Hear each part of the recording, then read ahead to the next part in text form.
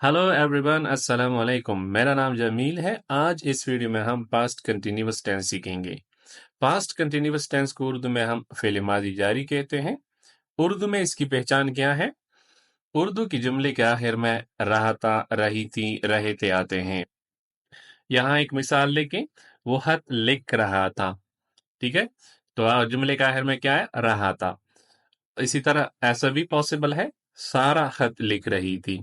ठीक है, या शाहिद और अली खेल रहे थे। तो ये क्या है?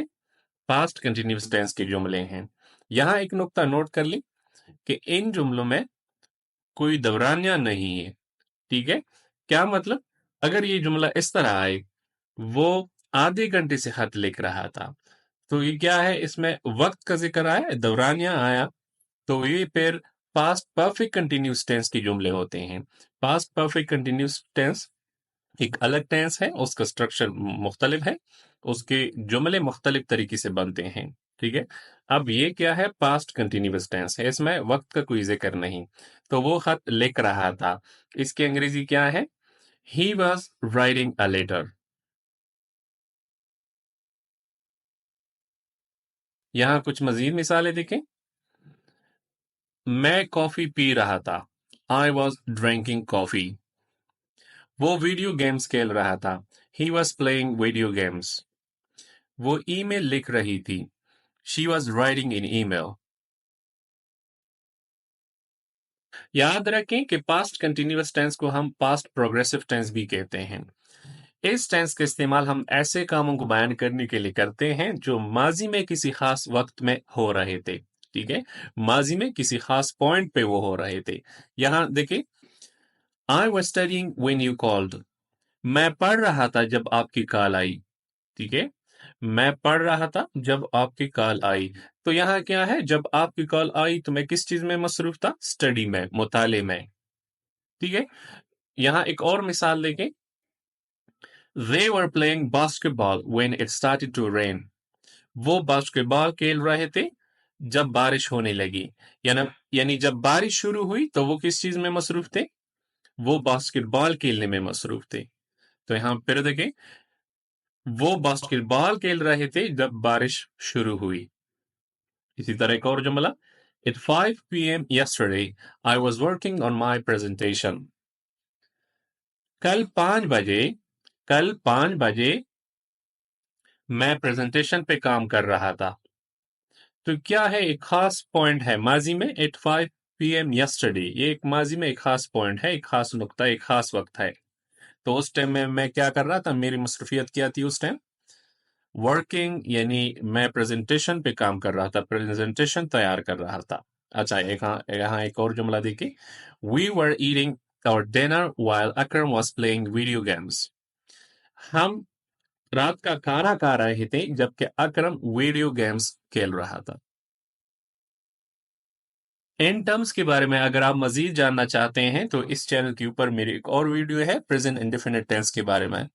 प्रेजेंट इंडेफिनिट टेंस में मैंने इन टर्म्स को एक्सप्लेन किया है, वहां जाके वो देख ले। यहाँ एक नुक्ता नोट कर ले। प्रेजेंट पार्टिसिपल, प्रेजेंट पार्टिसिपल क्या है? The ING form of a verb, यानी जब फर्स्ट फॉर्म के साथ हम आईएनजी लगाते हैं तो प्रेजेंट पार्टिसिपल बनता है। यहाँ देखिए, स्टडी, स्टडी के साथ आईएनजी, स्टडिंग। अब ये स्टडिंग क्या है? ये प्रेजेंट पार्टिसिपल है। तो इन तमाम टेंसेस में, यानी इन 6 टेंसेस के एक्टिव वॉइस में हम हमेशा प्रेजेंट पार्टिसिपल इस्तेमाल करते हैं। ये एक पॉइंट है, नोट कर ले कि इन टेंसेस में हम प्रेजेंट पार्टिसिपल का इस्तेमाल करते हैं। आप पढ़ते हैं ग्रामेटिकल स्ट्रक्चर। ग्रामेटिकल स्ट्रक्चर क्या है? ग्रामेटिकल स्ट्रक्चर से मुराद एक जुमले को किस तरह बनाना है। ठीक है, यानी फॉर्मूला क्या है उस जुमले के लिए। यहां देखिए, सेंटेंस टाइप, जुमले की किस्म। पॉजिटिव जुमला, मुस्बत जुमले के लिए फॉर्मूला क्या है? सबसे पहले सब्जेक्ट, फिर हेल्पिंग वर्ब। हेल्पिंग वर्ब यानी वॉज या वर, इन दोनों में से एक सब्जेक्ट के मुताबिक इस्तेमाल करेंगे। फिर क्या? Verb first form, ING. फिर आखिर में क्या? ऑब्जेक्ट।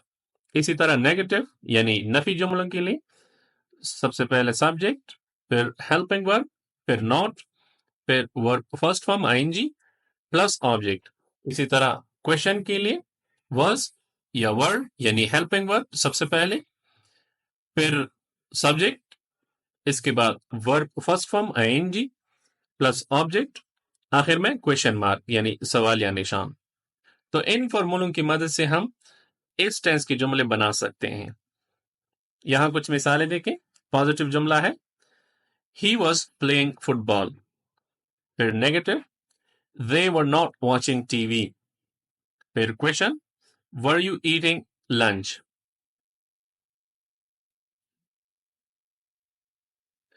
अच्छा, अब इनको भी जरा समझ लेते हैं। मुख्तसरन मैं आपको यही बता दूं कि वाहिद के साथ हम वाज लगाएंगे, जमा के साथ हम वर लगाएंगे। ठीक है, यानी जब एक सब्जेक्ट हो, एक नाम हो, एक चीज हो, उसके साथ हम वाज लगाएंगे, और एक से ज्यादा हो तो हम वर लगाएंगे।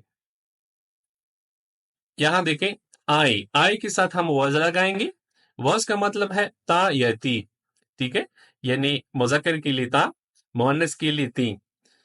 ही, शी, इट, दिस, इनके साथ हम वाज लगाएंगे। सिंगुलर वाहिद नाम के साथ हम वाज लगाएंगे। इसी तरह फिर यू के साथ हम वर लगाएंगे। वी, दे, प्लूरल नाउन्स यानी जमा नाम, इनके साथ हम वर लगाएंगे। वर की मानी है ते या ती। ठीक है, अच्छा, इन मिसालों को भी जरा समझे। इन मिसालों से हम वाज और वर का फर्क कर सकेंगे। यहां देखें, पहले कॉलम में सब्जेक्ट प्रोनाउन, इसी तरह दूसरे कॉलम में वर्ब टू बी, और तीसरे कॉलम में मैंने पास्ट कंटिन्यूअस टेंस के जुमले दिए हैं। यहां देखें, आई वॉज हैप्पी, मैं खुश था। I was reading a news paper, मैं अखबार पढ़ रहा था। इसी तरह ही, शी, एट, दिस के साथ हम वॉज का इस्तेमाल करेंगे। तो यहां देखें, ही वॉज अ स्टूडेंट, वो एक स्टूडेंट था। He was driving a car, वो गाड़ी चला रहा था। इसी तरह सिंगुलर नाउन यानी वाहिद नाम, कैट एक बिल्ली, यहां देखें कैट एक नाम है। The cat was under the table, बिल्ली मेज के नीचे थी। द कैट वॉज रनिंग, बिल्ली दौड़ रही थी। यू के साथ हम वर का इस्तेमाल करेंगे। You were a good person, आप एक अच्छे इंसान थे। यू वर लर्निंग इंग्लिश, आप अंग्रेजी सीख रहे थे।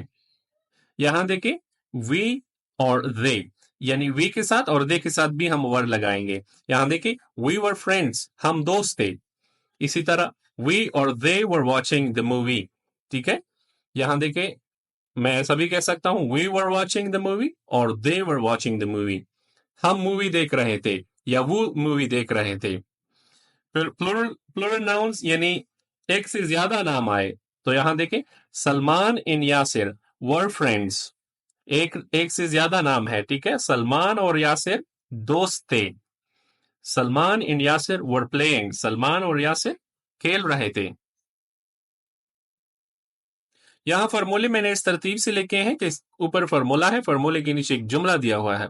जुमला भी इस तरतीब से कि सब्जेक्ट के नीचे सब्जेक्ट है, हेल्पिंग वर्ब के नीचे हेल्पिंग वर्ब, और वर्ब के नीचे वर्ब मौजूद है, और इसी तरह ऑब्जेक्ट के नीचे ऑब्जेक्ट है। यहाँ उर्दू का एक जुमला देखिए, वो फुटबॉल खेल रहा था। तो वो यहाँ क्या है, सब्जेक्ट है। वो के लिए अंग्रेजी का लफ्ज हम ही इस्तेमाल करते हैं। अब सब्जेक्ट के नीचे मैंने ही लगाया। इसी तरह फुटबॉल, तो फुटबॉल क्या है, ऑब्जेक्ट है, तो ऑब्जेक्ट के नीचे मैंने फुटबॉल लिखा। इसी तरह खेल रहा था, खेल रहा था से हमें पता चला कि पास्ट कंटिन्यूअस टेंस का जुमला है। रहा था से हमें पता चला कि एक बंदा है, तो एक बंदे के लिए, एक सब्जेक्ट के लिए हम वॉज लगाएंगे। तो ही के बाद मैंने वॉज लगाया। खेल रहा था, जैसे हमने पढ़ा कि पास्ट कंटिन्यूअस टेंस में हम प्रेजेंट पार्टिसिपल का इस्तेमाल करते हैं। तो प्रेजेंट पार्टिसिपल क्या है, प्लेइंग, यानी फर्स्ट फॉर्म ऑफ वर्ब। इसके साथ हम आईएनजी लगाएं तो प्रेजेंट पार्टिसिपल बनता है। तो प्लेइंग मैंने लगाया। पूरा जुमला क्या हुआ, ही वॉज प्लेइंग फुटबॉल। इसी तरह नेगेटिव देखे, वो टीवी नहीं देख रहे थे। दे वर नॉट वॉचिंग टीवी। क्या आप खाना खा रहे थे, ये इंट्रोगेटिव जुमला है। तो यहां देखें, वर यू ईटिंग लंच। इस तरतीब से आप मजीद जुमले भी बना सकते हैं। यानी ऊपर उर्दू का जुमला देखें कि पॉजिटिव है, नेगेटिव है, इंट्रोगेटिव है। पॉजिटिव है तो पॉजिटिव फॉर्मूला ऊपर लिखें। फिर जिस तरह मैंने एक्सप्लेन किया कि वो क्या है, सब्जेक्ट है फुटबॉल, ऑब्जेक्ट है खेल रहा था, पास्ट कंटिन्यूअस टेंस है, और रहा था से हमें पता चला कि वाहिद है। तो इसी तरतीब को आप फॉलो कर लें फिर देखते हैं कि आप जुमले बना सकते हैं कि नहीं। मैं यकीन से कह सकता हूं कि आप इजीली जुमले बना सकेंगे इस तरतीब को अगर आप फॉलो करें।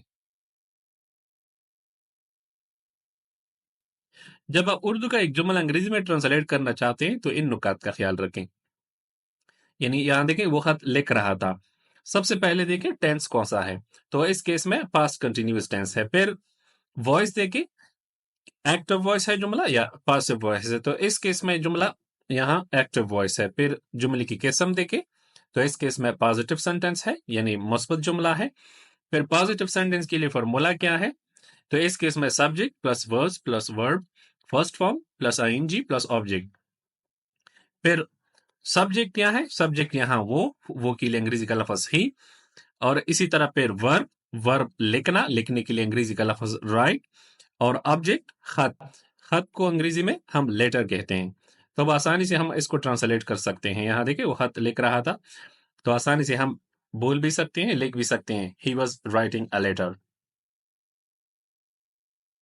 मजीद जुमले देखें, मजीद मिसालें देखें।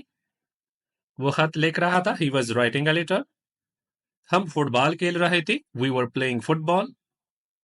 तीसरा जुमला, आप दरवाजे पर दस्तक दे रहे थे, you are knocking on the door. बागबान पौधों को पानी नहीं दे रहा था, the gardener was not watering the plants. वो क्यों रो रहा था, वाई वॉज ही क्राइंग। क्या लड़के शोर मचा रहे थे, were the boys making noise.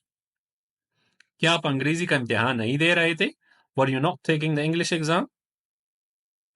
किसान गाय फरोख्त कर रहा था, the farmer was selling the cow. आप थोड़ी प्रैक्टिस कर लें। पास्ट कंटिन्यूअस टेंस के जुमले इस तरतीब से बना लें कि पेरेंथेसिस में मौजूद वर्ब्स का इस्तेमाल करके खाली जगह पूर कर लें। वीडियो को पॉज करके पहले तसल्ली से पढ़ें और खुद सॉल्व करने की कोशिश कर लें, वरना ये देखें अगर आपने जुमले इस तरतीब से बनाए हैं तो सही, वरना अपनी गलतियों को दुरुस्त कर लें। वीडियो अच्छी लगी हो तो वीडियो को लाइक करें, दूसरों के साथ शेयर करें और चैनल को सब्सक्राइब करें। आज के लिए इतना काफी, फिर मिलेंगे अगली वीडियो में, तब तक के लिए खुदा हाफिज।